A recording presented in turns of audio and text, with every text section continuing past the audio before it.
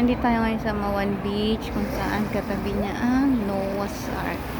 Ayan po ang replica ni Noah's Ark, and then ang bridge, ang Chingma Bridge going to Hong Kong Airport. Ayan, tapos yun, tunnel na mahaba, and then paglusot mo, yun pa yung another bridge na tumawid sa dagat at sa bundok.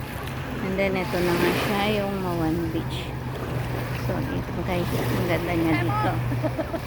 Ayan, tapos yung mga dumadaan, mga barge, container ba ng laman niya, and then ito na to, mga residential area na siya, diba? Oh, yan ang mga Pinay is picture is life. Ito restaurant yan, restaurant yan. Tapos yan, kita nyo may airplane na siya going kung saang bansa papunta yung aeroplanong yan. See, and dahil malapit na nga tayo sa airport, kaya daanan ko ng mga paalis at pababa dito sa Hong Kong. Diba, ayan na siya. So hindi ko nga nakikita sa liwanag. Kita nyo ba ang airplane? Diba guys? Yan. Dito pagka-araw ng day off, ganyan ang buhay.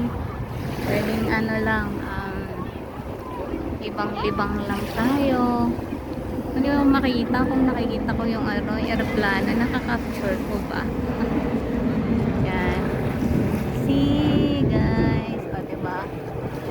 Yan, capture natin yung airplane. Yan. Hindi natin alam kung saan ito papunta, kung anong airplane yan, anong airlines. Ayan. Mali tayo sa Mawan. Ayan, oh, merong budanding. May budanding. Okay, bata. Ang cute ng bata. Actually, nag-high tide na siya. Ayan. So, dito tayo.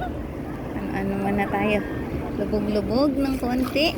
Para naman makapresko-presko. Diba? Ang sarap lang ng tubig. Hindi ganun kainit, medyo malamig. So para ma-fresh ka sa sobrang init now here sa Hong Kong.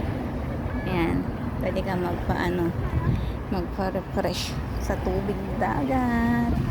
See, at dito walang bayad, dito tulad sa Pilipinas na grabe, lahat babayaran mo, parking fee, environmental fee, puro fee. Dito walang bayad, punta ka lang, mamamasahe ka lang.